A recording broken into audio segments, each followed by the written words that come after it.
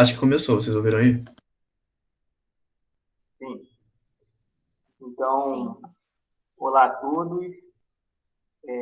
Nosso grupo é os Servidores da Saúde, são os residentes lá do Hospital Federal de Servidores, e nós ficamos com o tema das atividades privativas e não privativas do farmacêutico. Pode passar? Então, só para fazer um contexto histórico, né, o ensino farmacêutico aqui no Brasil só foi institucionalizado em 1932, onde funcionava um curso de farmácia mais ou menos ligado às faculdades de medicina, né?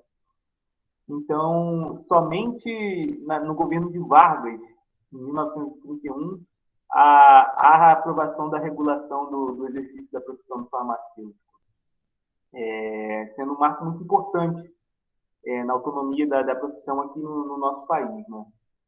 Então, nesse decreto, no seu artigo 2º, dizia que o exercício da profissão farmacêutica compreende a manipulação e o comércio dos medicamentos ou remédios magistrais. Na linha B, a manipulação e o fabrico dos medicamentos galênicos e das especialidades farmacêuticas. Na linha C, o comércio direto com o consumidor de todos os medicamentos oficinais, especialidades farmacêuticas, produtos químicos, galênicos, biológicos e etc. E plantas de aplicações terapêuticas. Na linha D, o fabrico dos produtos biológicos e químicos oficinais, as análises reclamadas pela clínica médica e função de químico, bromatologista, biologista e legista.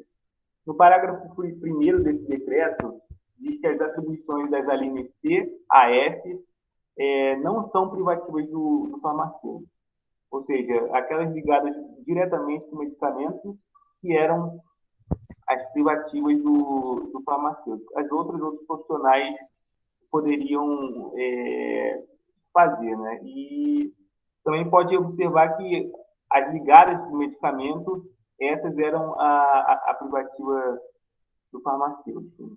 Pode passar. Bom, então, somente em 1960, através da Lei 3.820, foi criado o Conselho Federal e Regional de Farmácia. Então, esses conselhos eram destinados para zelar pelos princípios da ética e da disciplina da classe para os que exercem qualquer atividade farmacêutica no Brasil. Então, em relação às atividades farmacêuticas, o artigo 6 dessa lei diz que são atribuições do Conselho Federal propor às autoridades competentes as modificações que se tornarem necessárias à regulamentação do exercício profissional, assim como colaborar com elas na disciplina das matérias de ciência e técnica farmacêutica ou que de qualquer forma digam respeito à atividade profissional. Na linha I do artigo 6 diz que organizar o Código de Deontologia Farmacêutica é uma atribuição do Conselho Federal de Farmácia, deliberar sobre questões oriundas do exercício das atividades atindas do farmacêutico, realizar reuniões gerais dos conselhos regionais de farmácia para estudo de questões profissionais de interesse nacional, ampliar o limite da competência do exercício profissional, conforme o currículo escolar, ou mediante curso ou prova de especialização realizada ou prestada em escola ou instituto oficial. E expedir resoluções definindo ou modificando atribuições ou competências dos profissionais de farmácia conforme as necessidades futuras. Ou seja, nessa lei, nesse artigo 6º, ela diz algumas competências do Conselho Regional e Federal de Farmácia em relação às atribuições da profissão do farmacêutico. Pode passar. Bom, em 1981, nós tivemos o Decreto 85.878, e ele estabelece as normas para a execução da Lei 3.820, de 1960, que o Vinícius acabou de falar, sobre o exercício da profissão de farmacêutico e da outras providências. No artigo 1º, nós temos as atribuições privativas dos profissionais farmacêuticos, que são inerentes ao medicamento. As funções de dispensação, produção de medicamentos para uso humano e execução ou supervisão de processos e métodos farmacêuticos ou de natureza farmacêutica, das quais nós podemos citar a manipulação, a produção e o controle de qualidade de medicamentos e cosméticos com indicação terapêutica, a obtenção e o controle de qualidade de insumos farmacêuticos, o armazenamento e estocagem de medicamentos e demais produtos farmacêuticos, a fiscalização de empresas, profissionais, métodos e processos ligados à área farmacêutica, a realização de perícias em atividades, produtos, fórmulas, processos e métodos farmacêuticos ou de natureza farmacêutica, e o magistério superior de disciplinas privativas da grade curricular do curso de farmácia. E dentro dessas atividades privativas, nós temos as áreas de indústria, assistência à atenção farmacêutica, radiofarmácia, vigilância sanitária, dispensação, farmácia clínica, hospitalar, homeopatia, controle de qualidade, farmácia magistral. Já no artigo 2º, são as atribuições dos profissionais farmacêuticos, as seguintes atividades afins, respeitadas as modalidades profissionais, ainda que não privativas ou exclusivas. Dessa forma, o farmacêutico pode atuar como cargos de diretoria, responsável técnico ou até funções especializadas em órgãos, empresas, estabelecimentos, laboratórios ou setores em que se preparem ou fabriquem produtos imunobiológicos, órgãos, laboratórios de análises clínicas, estabelecimentos industriais que fabriquem produtos farmacêuticos veterinários e estabelecimentos industriais em que se fabriquem produtos saneantes, inseticidas, raticidas, antissépticos e desinfetantes. Dessa forma, o farmacêutico pode atuar de forma não privativa em diversas áreas, como análises clínicas, acupuntura e medicina tradicional chinesa, alimentos e suplementos alimentares, biologia molecular, diálise, hemoterapia, antroposofia, auditoria, controle de vetores e pragas urbanas, bancos de materiais biológicos, controle de qualidade, farmacoepidemiologia, educação e saúde. E assim, ele pode atuar na produção de radioisótopos. Não pode voltar, é o próximo mesmo. Produção de radioisótopos ou radiofármacos, na produção de conjuntos de reativos ou de reagentes destinados às diferentes análises auxiliares do diagnóstico médico, na fabricação de produtos cosméticos sem indicação terapêutica e produtos dietéticos e alimentares, exames de caráter químico-toxicológico, químico-bromatológico, químico-farmacêutico, biológicos, microbiológicos, fitoquímicos e sanitários, a poluição atmosférica e tratamentos dos despejos industriais, o controle de qualidade da água e também vistoria, perícia, avaliação, arbitramento e serviços técnicos.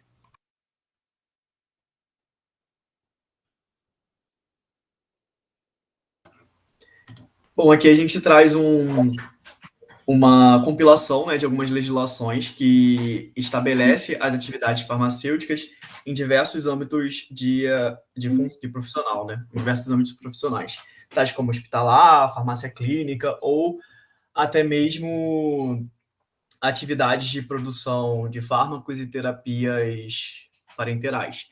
A primeira é a 1017 de 2002, que vai estabelecer que as farmácias hospitalares ou dispensários de medicamentos existentes nos hospitais integrantes do SUS, eles deverão funcionar obrigatoriamente sobre a responsabilidade técnica desse profissional farmacêutico e, obviamente, inscrito com CRF ativo no respectivo Conselho Regional de Farmácia do Estado.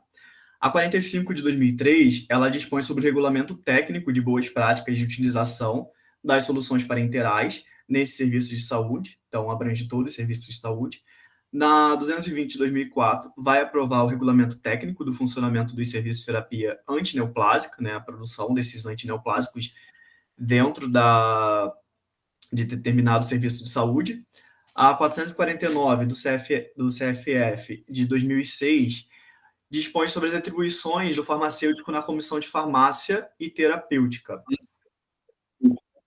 A resolução 470 do CFF vai regulamentar as atividades do farmacêutico em gases e misturas de uso terapêutico e para fins diagnósticos. Aqui a gente pode citar um exemplo que é a ozonioterapia, né, que hoje em dia está muito difundido o uso e a prática dessa terapia dentro do ambiente hospitalar e não só fora, e não só dentro do ambiente hospitalar, como no atendimento home care, né?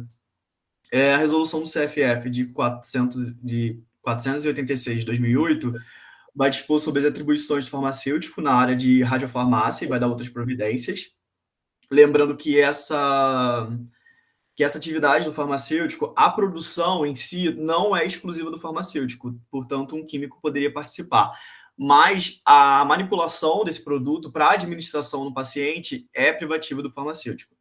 A 20 de 2011, ela vem regulamentar, né, o uso restrito desses antibióticos, de produtos antibióticos, e lá a gente tem a relação de todos os antibióticos que seriam dispensados ou comercializados com retenção de receita, tanto no ambiente público como no privado. A 545 de 2011, ela vem dispor sobre as atribuições do farmacêutico no exercício da gestão de produtos para a saúde e vai dar outras providências, produtos de saúde, só para lembrar, de maneira abrangente, né? Então, vai o que não inclui praticamente os medicamentos. A 568, na verdade, ela vem para atualizar a RDC 492 de 2008, que regulamentava sobre o exercício profissional do farmacêutico nos ambientes pré-hospitalar, no hospitalar e em outros serviços de saúde de natureza pública. Lembrando que ela não chega a revogar a 492. Ela vem dar apenas uma nova redação, né? Mudar um pouco da estrutura da 492.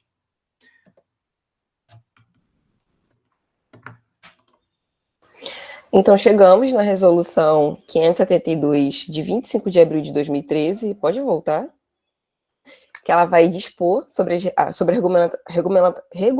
regulamentação das especialidades farmacêuticas por linha de atuação.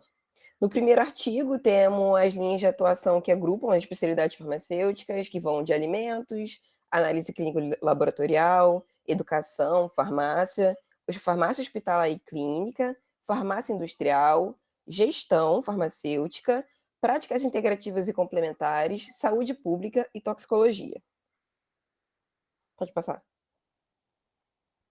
No segundo, considera-se que a linha de atuação, ou seja, o conjunto de conhecimentos afins do exercício profissional agrupados conforme as especialidades farmacêuticas reconhecidas pelo Conselho Federal de Farmácia, em que a farmácia hospitalar e clínica, ela abrange a farmácia clínica domiciliar, a farmácia clínica em cardiologia, a farmácia clínica em cuidados paliativos, dentre outras. Pode passar. E chegamos também na resolução 585 de 29 de agosto de 2013, em que vai regulamentar as atribuições clínicas do farmacêutico e da outras providências, em que temos a farmácia clínica, onde o farmacêutico pode desempenhar os diferentes serviços clínicos, como, por exemplo, o acompanhamento farmacoterapêutico, a conciliação terapêutica, ou a revisão da farmacoterapia, com cuidado direto ao paciente, promovendo o uso racional de medicamentos e de outras tecnologias de saúde. E com a autorização para que distintos profissionais possam selecionar, iniciar, adicionar, substituir, ajustar, repetir ou até interromper a terapia farmacológica, vista a necessidade de regular a prescrição farmacêutica. Então, temos a resolução 586, de 29 de agosto de 2013, que considera a prescrição como uma atribuição clínica do farmacêutico. E ela deverá ser realizada com base nas necessidades da saúde do paciente, nas melhores evidências científicas, em princípios éticos e em conformidade com as políticas de saúde vigentes. O farmacêutico vai poder realizar a prescrição de medicamentos e outros produtos com finalidade terapêutica cuja dispensação não exija a prescrição médica, incluindo os medicamentos industrializados e preparações magistrais.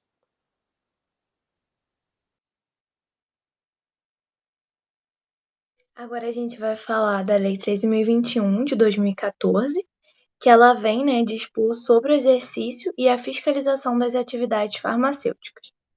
Então, o artigo 5º, ele fala que no âmbito da assistência farmacêutica, as farmácias de qualquer natureza requerem obrigatoriamente, para o seu funcionamento, a responsabilidade e assistência técnica de um farmacêutico habilitado na forma da lei.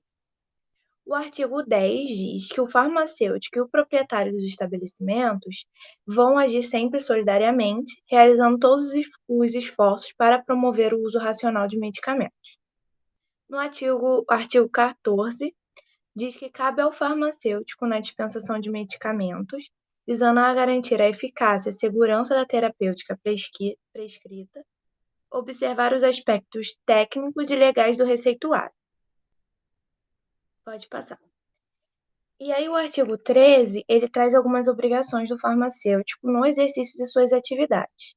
Então, obriga-se a ele, notificar os profissionais de saúde e os órgãos sanitários competentes, bem como o laboratório industrial, dos efeitos colaterais, das reações adversas, das intoxicações voluntárias ou não, e da farmacodependência observados e registrados na prática da farmacovigilância.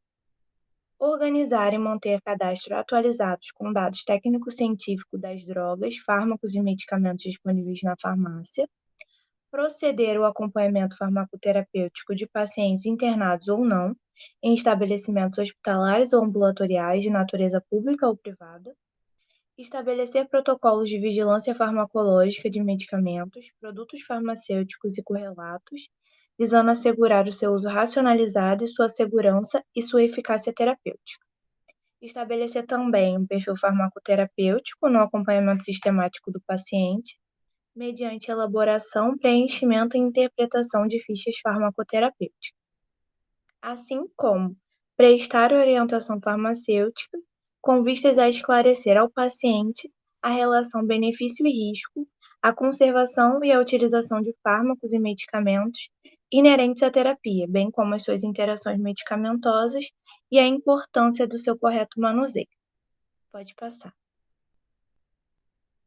E a gente trouxe também a RDC 222 de 2018, que ela regulamenta as boas práticas de gerenciamento de resíduos de serviços de saúde e ela dá algumas outras providências. Aí ela classifica os resíduos de saúde em resíduo A, que são os resíduos de risco biológicos, o B, que são risco químico, o C são os radioativos, o D são os resíduos domiciliares e o E são os perfuro-cortantes. E aí pode passar. Obrigada.